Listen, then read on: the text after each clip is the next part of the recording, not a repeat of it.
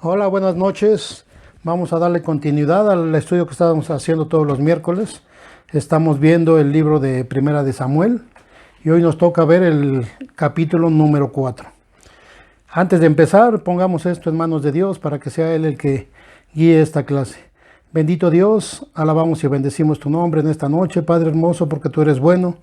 Te pedimos, Padre hermoso, que tú nos des unos oídos sensibles, Padre, para poder escuchar tu palabra, que la podamos llevar de nuestra mente a nuestro corazón, para poderla poner por obra, bendito Dios. Padre bendito, todo eso te lo pedimos en el nombre de tu Hijo amado Jesús. Amén. Ok, pues iniciemos. Voy a retomar dos versículos del capítulo anterior, del capítulo 3, que es el versículo 20 y 21, y la primera porción del capítulo 4.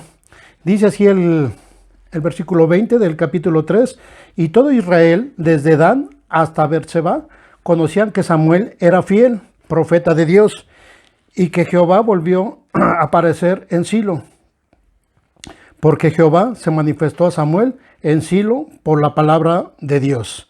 El primer versículo del capítulo 1 dice, y Samuel habló a todo Israel. Ok, aquí lo primero que vemos es que Samuel recibía todo por parte de Dios, recibía palabra de Dios a través de Samuel. Recordemos todos los libros que hemos visto anteriores a esto.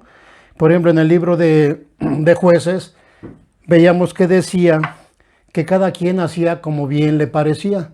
O sea, hubo una ausencia de la palabra de Dios en aquel tiempo, porque pues su pueblo estaba alejado de él y no se había manifestado. Aquí Dios toma a Samuel para poder tener nuevamente esa comunicación con su pueblo. Ajá. Entonces ya había un profeta, o el último de los jueces, que fue Samuel, o el primer profeta. Era la forma en que Dios se manifestaba a su pueblo. Nosotros en la actualidad tenemos una gran ventaja con respecto a ellos. Nosotros en la actualidad ya no necesitamos de tener un profeta o un sacerdote como ellos lo tenían. Ahora nosotros tenemos un acceso directo a Dios. ¿Cómo es esto? En 1 Timoteo nos dice, 1 Timoteo 2:5, porque hay un solo Dios y un solo mediador entre Dios y los hombres, Jesucristo, hombre. Actualmente nuestro mediador es Jesucristo. Entre Dios y los hombres es Jesucristo el mediador. En la actualidad, como lo veíamos aquí, en aquellos tiempos tenía que ser a través de un profeta. Ok, y también Hebreos 4, del 14 al 16, dice, Jesús el gran sumo sacerdote, como título. Por tanto, teniendo un gran sumo sacerdote que traspasó los cielos, Jesús el Hijo de Dios, tengamos nuestra profesión, porque no tenemos un sumo sacerdote que no pueda compadecerse de nuestras debilidades, sino uno que fue tentado en todo según nuestra semejanza, pero sin pecado. Acerquémonos, dice aquí, acerquémonos pues confiadamente al trono de la gracia para alcanzar misericordia y hallar gracia para el oportuno socorro. Pero a mí me gusta mucho esta parte donde dice acerquémonos pues confiadamente. O sea, tenemos esa gran ventaja de nosotros en la actualidad acercarnos al Señor Jesucristo con esa confianza. Pero hay algo muy importante, tenemos que tener una comunión con Él para que cuando yo me acerque podamos tener una respuesta de parte de Dios. Pero como leí en la primera parte, dice que el único mediador entre el cielo y la tierra, entre Dios y los hombres, es Jesucristo. No hay otro, no hay otro. Sabemos que hay muchas religiones, hay otras filosofías que nombran otras personas como mediadores, como que son las personas que pueden tener esa comunión con Dios para ayudar a las personas aquí en la tierra, y no es así. Únicamente es el Señor Jesucristo. Ok, ahora leamos el versículo 1 y el 2 del capítulo 4. Dice, y Samuel habló a todo Israel. Por aquel tiempo salió Israel a encontrar en batalla a los filisteos y acampó junto a Ebenezer. Y los filisteos acamparon en Afec. Y los filisteos presentaron la batalla a Israel y trabándose en combate, Israel fue vencido delante de los filisteos, los cuales hirieron en la batalla en el campo como a 4,000 hombres. Entonces, aquí lo primeritito que vemos, Israel salió a la batalla, pero sin consultar a Dios. Ellos salieron sin preguntarle absolutamente nada a Dios. Aquí lo primero que nos dice que Samuel había sido escogido por Dios para tener esa relación con su pueblo, como un profeta para llevarle las cosas que Dios quería para su pueblo. Entonces ya tenían a Samuel, pero no lo consultaron para ver qué es lo que Dios quería para ellos. Y entonces, ¿qué pasó? Perdieron la batalla. Vemos que aquí murieron 4,000 hombres. No consultaron a Dios a través de Samuel. Entonces, aquí Josué 7, de 2 al 5, nos dice, mire, un ejemplo de que cuando consultamos a Dios tenemos la batalla. Si nos vamos al libro de Josué, cuando hicieron la toma de Jericó, todos vemos ahí todos los detalles que Dios le estuvo dando a su pueblo a través de Josué. Tuvo todos muchos detalles, pero fue a través de Dios. Y sabemos que Jericó era una ciudad fortificada, muy grande, muy difícil de conquistar, pero la conquistaron. La conquistaron, ¿por qué? Porque consultaron a Dios, siguieron todas las indicaciones que Dios les había dado. Entonces, tuvieron una victoria. Pero de inmediato, un poquito después de que tuvieron la victoria en Jericó, tenía que conquistar una ciudad que se llama Ai. Esa ciudad era mucho más pequeña, comparándolo con Jericó, mucho más pequeña. Aquí en Josué 7, de 2 al 5, dice, después Josué envió a hombres desde Jericó a Ai, que estaban junto a ver hacia el oriente de Betel, y les habló diciendo, suban y recorran la tierra. Y ellos subieron y reconocieron a Ai, y volviéndose a Josué le dijeron, no suba todo el pueblo, sino suban como 2,000 o 3,000 hombres. Tomarán a Ai, no fatigues a todo el pueblo yendo allí, porque son pocos. Y subieron allá del pueblo como 3,000 hombres, los cuales huyeron delante de Ai, y los de Ai mataron de ellos a unos 36 hombres, y los siguieron desde la puerta hasta Sebadim, y los derrotaron en la bajada, por la cual el corazón del pueblo desfalleció y vino a ser como agua. Entonces, yo lo que veo es que aquí seguramente después de haber derrotado a Jericó, pues estaban muy enorgullecidos, tenían el orgullo muy, muy arriba por haber derrotado una ciudad tan fuerte, que tomaron en poco al pueblo de Ai. Y dijeron que pues para qué iba tanta gente, que nada fueran 2,000 o 3,000 personas. Y nuevamente vemos que no consultaron a Dios y tuvieron una derrota. Si hubieran consultado a Dios, seguramente Dios los hubiera dicho, no vayan porque el pueblo, Israel, estaba en pecado por culpa de una persona, por culpa de Acán, por el pecado de Acán. Y seguramente Dios los hubiera dicho, no vayan porque van a perder la batalla. Entonces aquí vemos dos ejemplos que hay cuando consultamos a Dios y seguimos sus indicaciones, y cuando no lo consultamos y perdemos la batalla. Entonces, una pregunta que nos podemos hacer, en la actualidad, ¿cuántas batallas yo pierdo por no consultar a Dios? Porque yo quiero ir adelante de Dios y no atrás de Él. Yo quiero tomar la iniciativa sin que Dios me autorice o me dé una señal de que sí lo debo de hacer. Entonces, ¿cuántas batallas podemos perder constantemente? Y no estoy hablando de guerras como aquí lo señalan en el pueblo de Israel, sino que batallas espirituales que tenemos en la actualidad, ¿cuántas veces lo podemos perder por no consultar a Dios? Siempre lo tenemos que consultar. Ok, pero debemos en la actualidad hacer todo usando la sabiduría de Dios. En la actualidad tenemos que hacer todo usando la sabiduría de Dios y no usando mi propia sabiduría. En Santiago 1, del 5 al 6 dice, y si alguno de ustedes tiene falta de sabiduría, pídala a Dios, el cual da a todos abundantemente sin reproche, y le será dada. Pero pídala con fe, no dudando nada, porque el que duda es semejante a la onda del mar, que es arrastrada por el viento y echada de una parte a otra. Entonces, si yo requiero tomar una decisión y no sé qué debo de hacer, le debo de pedir a Dios sabiduría. sabiduría. Pero aquí no lo dice, y Dios nos lo va a dar abundantemente. Pero aquí dice, con fe, sin dudar. Si yo dudo, estoy pensando que Dios no me lo puede dar. Y seguramente pues no me lo va a dar, porque estoy dudando, porque no tengo fe en que Dios lo pueda hacer. Porque muchas veces Dios me puede decir, ¿sabes qué? No lo hagas, no vayas, pero yo sí quiero ir, sí lo quiero hacer. Entonces mejor pongo en duda lo que Dios me puede decir. Entonces no va a pasar nada y seguramente voy a perder esa batalla. No voy a tener una victoria. Ok, leamos el versículo ahora, versículo 3 del capítulo de 1 Samuel 4, versículo 3. Cuando volvió el pueblo del campamento, los ancianos de Israel dijeron, ¿por qué no nos ha herido hoy Jehová delante de los filisteos? Traigamos a nosotros de Silo al arca del pacto de Jehová, para que viniendo entre nosotros nos salve de la mano de nuestros enemigos.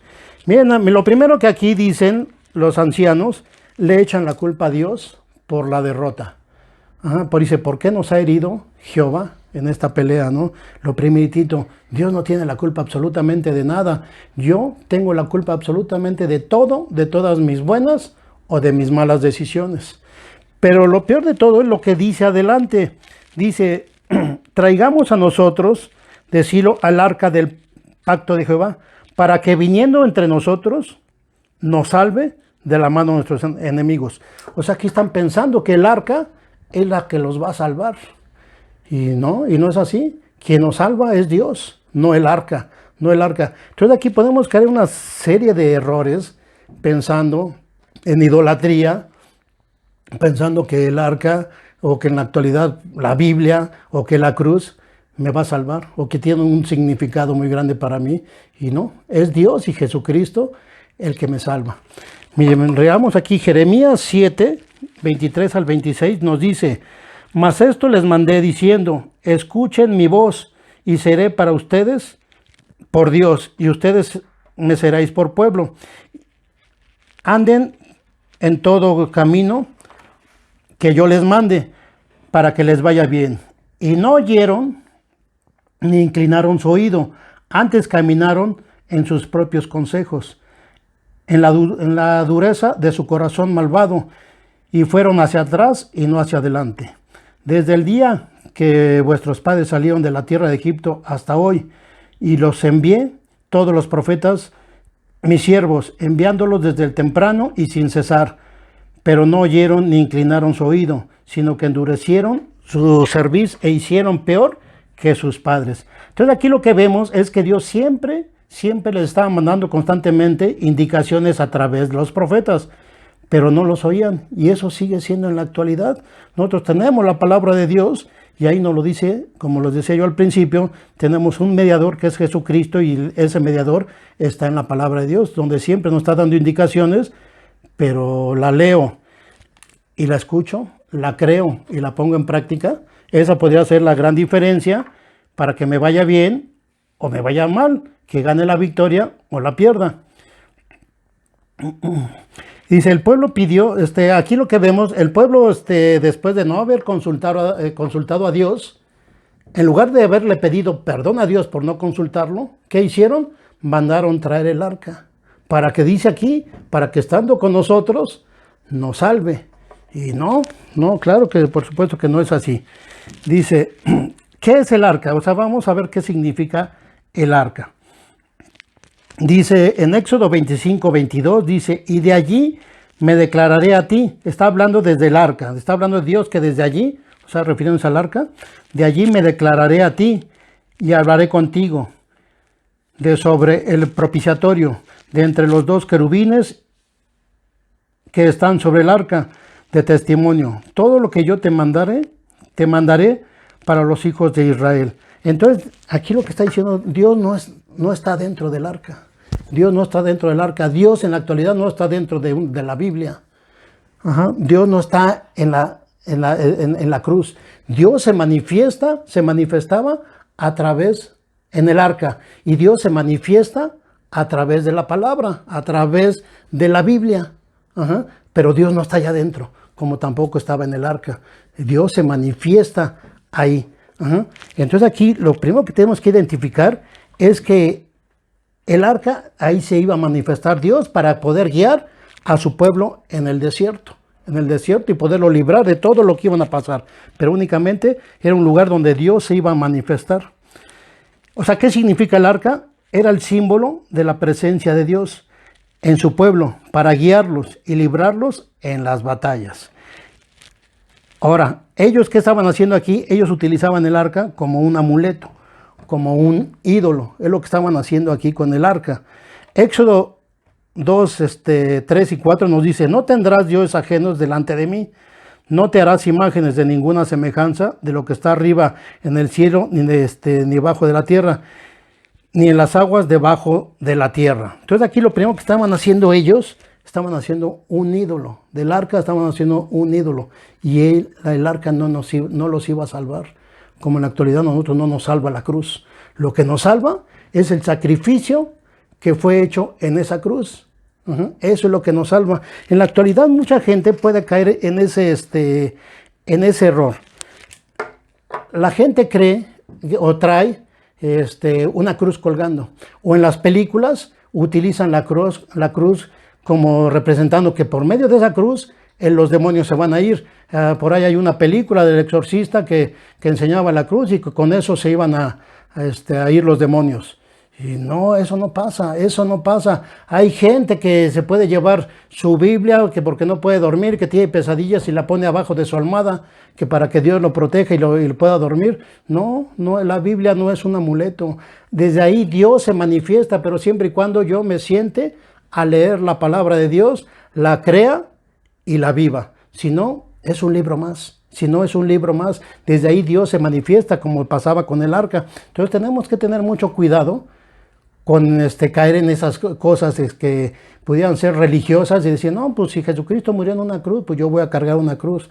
No, la cruz no tiene ningún poder. Lo que tiene poder es el sacrificio que fue hecho ahí, el sacrificio que hizo Jesucristo en esa cruz. Porque recordemos que la cruz es una maldición, en la cual Jesucristo se convirtió en maldición para salvarnos, para podernos librar, para podernos dar la batalla, para llegar a la batalla y llegar con el Padre. Ok, leamos ahora Josué 1:5, dice: nadie te podrá hacer frente en todos los días de tu vida. Como estuve con Moisés, estaré contigo. No te dejaré ni te desampararé. Eso es una promesa que nos hace Dios cuando Josué el pueblo de Dios iba a empezar a tomar la tierra prometida. Que dijo: no te dejaré ni te desampararé, así como anduve con Moisés, estaré contigo. Esa es una promesa que nos hace, pero más adelantito vamos a leer una condición. Para que Dios pueda estar con nosotros, Dios nos pone una condición. ¿Y cuál es la condición? Que no nos separemos de su palabra, pero de su palabra, no de las cosas religiosas que pueden haber. ¿Ok? Dice, ahora, ¿en dónde está mi confianza? ¿Dónde está mi confianza? ¿En el arca? ¿En la cruz? ¿O en Dios y en Jesucristo? Dice la palabra, nos dice Dios que somos más que vencedores. Romanos 8:28, la primera porción y el versículo 31 también de Romanos 28, dice: somos más que vencedores. Y sabemos que a los que aman a Dios, todas las cosas les ayudan a bien. Versículo 31 dice: ¿qué pues diremos a esto? Si Dios con nosotros, ¿quién contra nosotros? Entonces somos más que vencedores si estamos en Cristo Jesús. Ok, ahora leamos 1 Samuel 4, versículo 4 y 5. Y envió el pueblo a Silo y trajeron de allá el arca del pacto de Jehová de los ejércitos, que moraba entre los querubines, y los dos hijos de Elí, Ofni y Fines, estaban allí con el arca del pacto. Aconteció que cuando el arca del pacto de Dios llegó al campamento, todo Israel gritó con gran júbilo, que la tierra tembló. O sea, aquí lo que vemos es que el pueblo de Dios estaba feliz, estaban gritando, estaban felices. ¿Pero por qué? Porque había llegado el arca, no porque estuviera Dios ahí. Entonces tenemos que tener mucho cuidado. En la actualidad, el hecho de que en una congregación se canten alabanzas y se baile, se grite y haya mucho júbilo, eso no significa que Dios esté ahí, que Dios esté ahí. Mientras si en un lugar así hay pecado, Dios no va a estar ahí. Así estemos gritando, echando gritos y sombrerazos, Dios no se va a manifestar. Veamos un ejemplo que está aquí en la Biblia. En Primera de Reyes 18, cuando Elías le dice hasta al pueblo que pues que decida, ¿no? Que si se van con los Baales o que si se van con Dios, o que si quieren permanecer con Dios. Vamos a ver qué es lo que pasa aquí. Primera de Reyes 18, versículo 21. Dice, y acercándose Elías a todo el pueblo, dijo, ¿hasta cuándo claudicarás ustedes entre dos pensamientos? Si Jehová es Dios, síganlo, y si Baal, ir en pos de él. Y el pueblo no respondió ni palabra. De ahí nos saltamos al versículo 26. Y ellos tomaron al buey que les fue dado y lo prepararon e invocaron el nombre de Baal desde la mañana hasta el mediodía, diciendo, Baal, respóndenos. Pero no había voz ni quien respondiese. Entre tanto, ellos andaban saltando cerca del altar que habían hecho. Aquí vemos cómo ellos estaban saltando. Y aconteció al mediodía que Elías se burlaba de ellos, diciendo, griten en alta voz, porque Dios quizás esté meditando, o tiene algún trabajo, o va de camino, tal vez duerme, o hay que despertarle. Y ellos clamaban grandes voces, y se sajaban con cuchillos, y con lancetas conforme a su costumbre, hasta chorrear la sangre sobre ellos. Pasó el mediodía y ellos siguieron gritando frenéticamente hasta la hora de ofrecerse el sacrificio, pero no hubo ninguna voz, ni quien respondiera, ni escuchara. Entonces aquí lo que vemos que ellos gritaban a alta voz y estaban felices y gritaban y bailaban. No había ninguna respuesta, no había ninguna respuesta. ¿Por qué? Porque simplemente, primero se lo estaban haciendo a Baal y obviamente pues Dios no estaba ahí. Pero vamos a ver lo que pasa adelantito con Elías. En el versículo 33 dice, preparó luego leña y cortó el buey en pedazos. Esto ya lo hizo Elías. Y lo puso sobre la leña y dijo, llenen 4 cántaros de agua y derrámenla sobre el holocausto y sobre la leña. Y dijo, hacerlo otra vez, y otra vez lo hicieron. Dijo aún, échenlo la tercera vez, y lo hicieron la tercera vez. De manera que el agua corría alrededor del altar y también se había llenado de agua la zanja. Cuando llegó la hora de ofrecer el holocausto, se acercó el profeta Elías y dijo, Señor Dios de Abraham, de Israel, de Isaac y de Israel, sea hoy manifiesto que tú eres Dios de Israel, que yo soy tu siervo y que por tu mandato tuyo he hecho todas estas cosas. Aquí Elías, ¿por mandato de quién hizo todo esto? Por mandato de Dios, por mandato de Dios. Ahí estaba Dios, sí, siempre y cuando yo siga la instrucción de Dios. Entonces, si en un lugar no hay instrucción de Dios, si no estamos escuchando la palabra de Dios, no tenemos el oído fino para escuchar la palabra de Dios, así estemos gritando, estemos danzando, estamos haciendo miles de cosas, gritos y sombrerazos, si no tenemos esa comunión con Dios, Dios no va a estar ahí. Y así hay muchas congregaciones que pudieran estar en esta misma situación. Versículo 37, respondió Jehová, respóndeme Jehová, respóndeme, para que conozcas que este pueblo, que tú, oh Jehová, eres el Dios, y que tú vuelves a ti el corazón de ellos. Entonces cayó fuego de Jehová y consumió el holocausto, la leña, las piedras y el polvo, y aún lamió el agua que estaba en la zanja. Ok, no, Dios no necesita, como les repito, Dios no necesita de gritos y sombrerazos. Lo que Dios necesita y requiere es de mi obediencia. Eso es lo que Dios pide de mí. Que no esté gritando, que no esté alabando, pero con un corazón o una mente reprobada. Ok, ahora leamos los versículos del 6 al 8 de 1 Samuel 4. Cuando los filisteos oyeron la voz de júbilo, dijeron, ¿qué voz de gran júbilo es esta en el campamento de los hebreos? Y supieron que el arca de Jehová había sido traída al campamento. Y los filisteos tuvieron miedo porque decían, ha venido Dios al campamento. Y dijeron, ay de nosotros, pues antes de ahora no fue así. Ay de nosotros, ¿quién nos librará de la mano de estos dioses poderosos? Estos son los dioses que hirieron a Egipto con toda plaga en el desierto. Aquí hay dos cosas que podemos ver. Lo primero, muchas veces la gente que no tiene una relación con Dios, que no conoce a Dios, puede ser que tenga mayor temor de Dios que la gente que decimos que sí lo conocemos, que sí tenemos una relación. ¿Por qué? ¿Por qué podemos decir esto? Porque hay gente que aún conociendo la palabra y congregándose y estando en un lugar en la presencia de Dios, siguen pecando, siguen haciendo lo que a Dios no le agrada. Entonces aquí lo que vemos en este pueblo de los filisteos, ellos eran más temerosos de Dios. Pero por otro lado también vemos la ignorancia que tenían ellos, al igual que el pueblo de Dios, porque dicen que aquí que ese era el Dios que que los libró en Egipto, que los libró de las plagas en Egipto. Sabemos que eso no es cierto. Dios, todas las plagas no fueron en el desierto. Las plagas que Dios les dio a Faraón, que mandó para Faraón, para los egipcios, no fueron en el desierto, fueron en Egipto.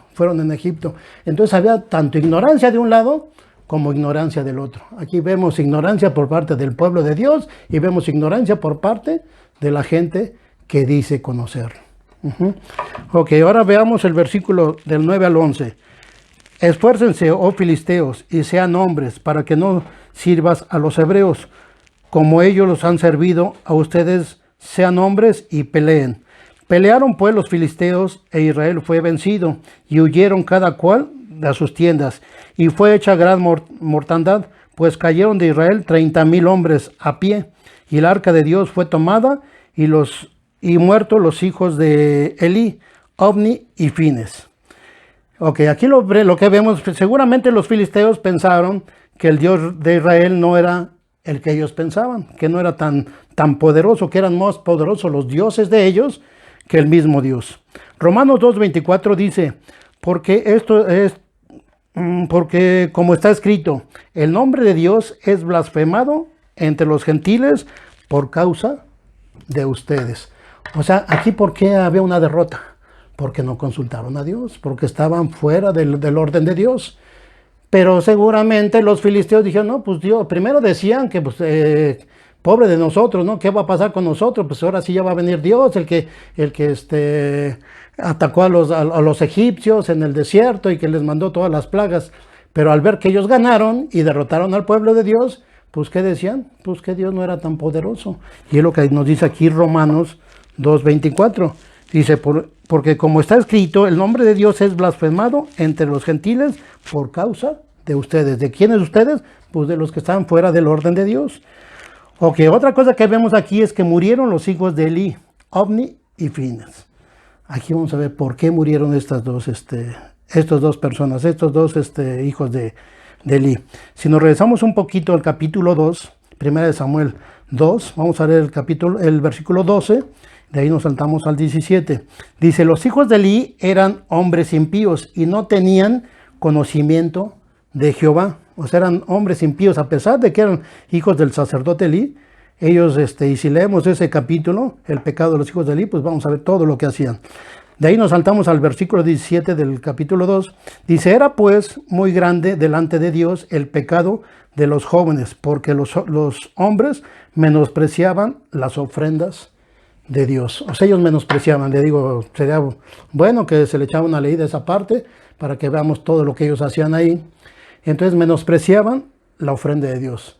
En la actualidad, si yo no obedezco la palabra de Dios, estoy menospreciando la ofrenda que hizo Dios. ¿Cuál es esa ofrenda que hizo Dios? La muerte de su Hijo, de Jesucristo, la muerte de Jesucristo. Si yo no obedezco, si yo no doy testimonio de que verdaderamente soy un hijo de Dios, ¿qué estoy haciendo? Menospreciando las ofrendas de Dios. Y repito este versículo porque es muy importante.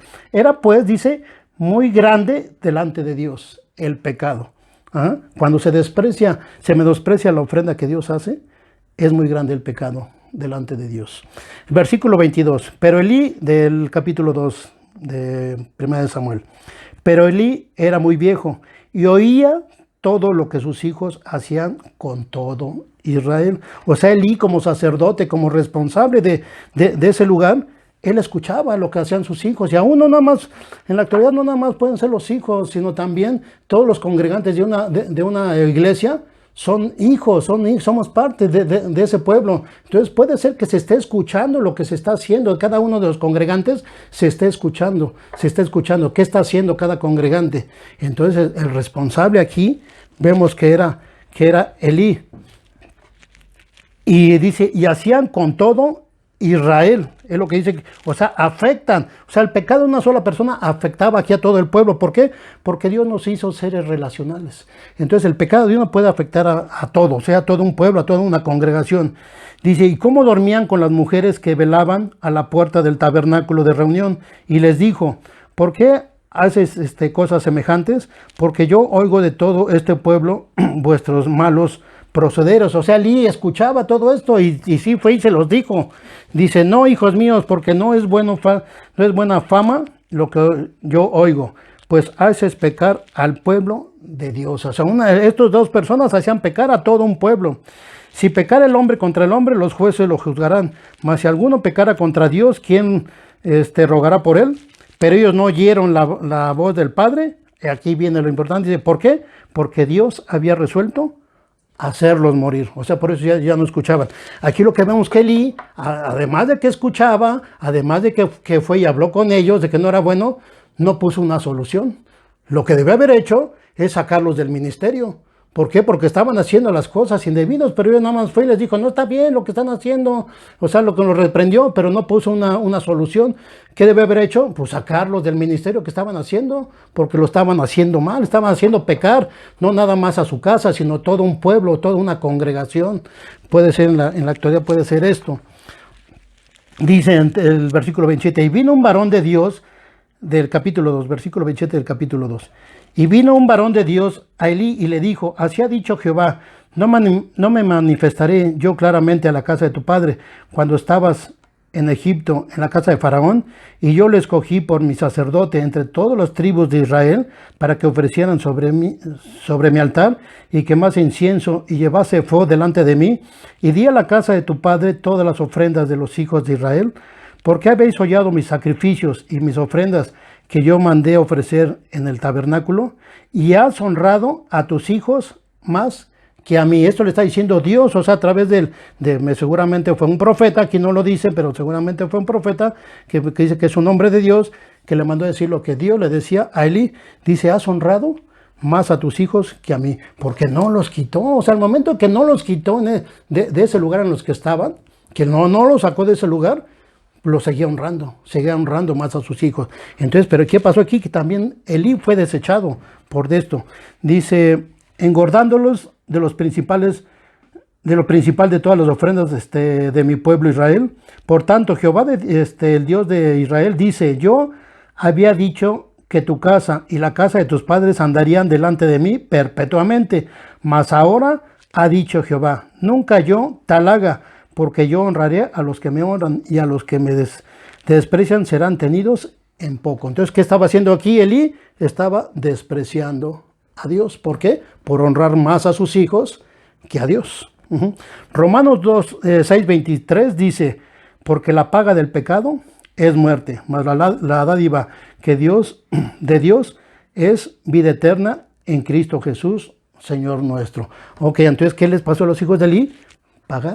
¿Pagaron con qué? Con la muerte por el pecado que ellos estaban haciendo.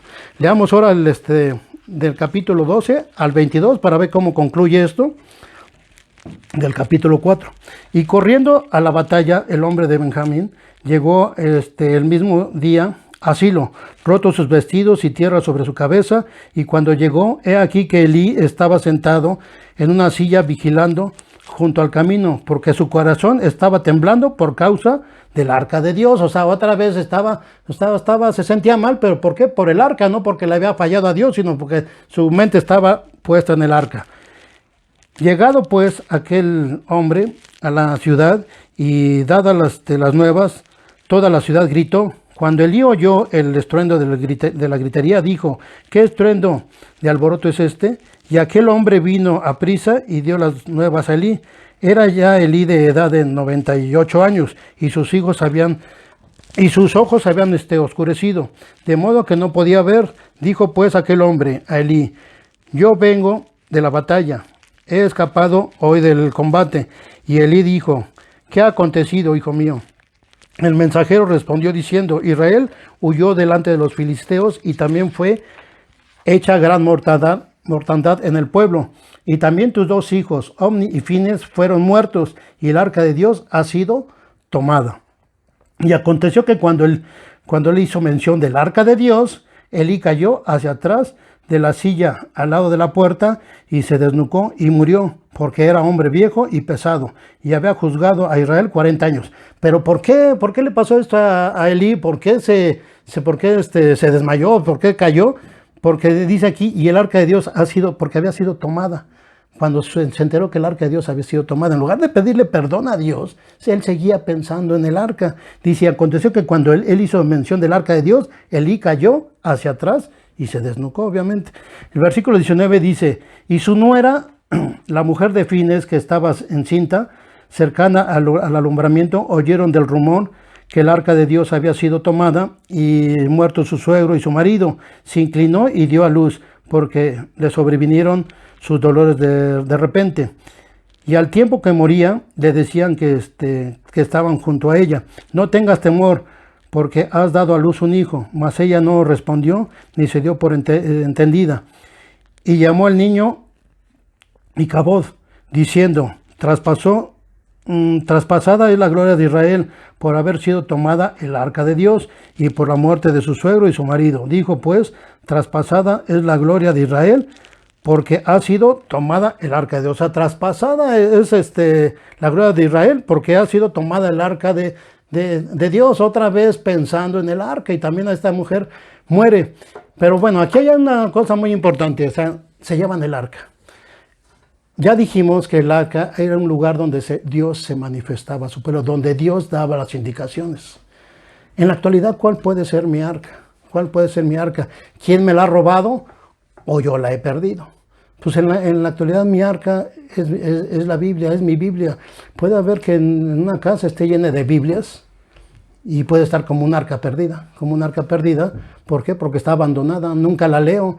Y ahorita que no estamos congregándonos, pues antes la leía los domingos, pero ahora como ya ni siquiera los domingos nos congregamos, pues ya me dedico a oír conferencias a través de internet, pero no abro la palabra de Dios para que Dios me dé las indicaciones, como lo daba en aquel tiempo a través del arca. Ahí se manifestaba lo que Dios quería que su pueblo hiciera. Así es en la actualidad.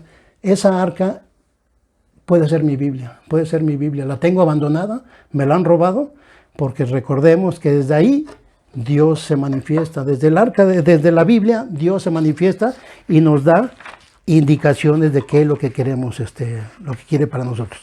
Ya para concluir, ¿por qué el pueblo de Dios perdió esta batalla? Les voy a leer nuevamente lo que dice Josué 1-5, que es una promesa. Dice, nadie te podrá hacer frente en todos los días de tu vida. Como estuve con Moisés, estaré contigo. No te dejaré ni te desampararé. O sea, esa es una promesa que Dios nos hace en la actualidad. Pero luego adelantito está una condición que Dios nos pide para que esa promesa se pueda hacer, se pueda hacer una promesa a mi vida. Josué 1, del 7 al 8 dice, solamente esfuérzate y sé muy valiente para cuidar de hacer conforme a toda la ley que de mi siervo Moisés te mandó. No te apartes de ella ni a diestra ni a siniestra, para que seas prosperado en todos los días, en todas las cosas que emprendas.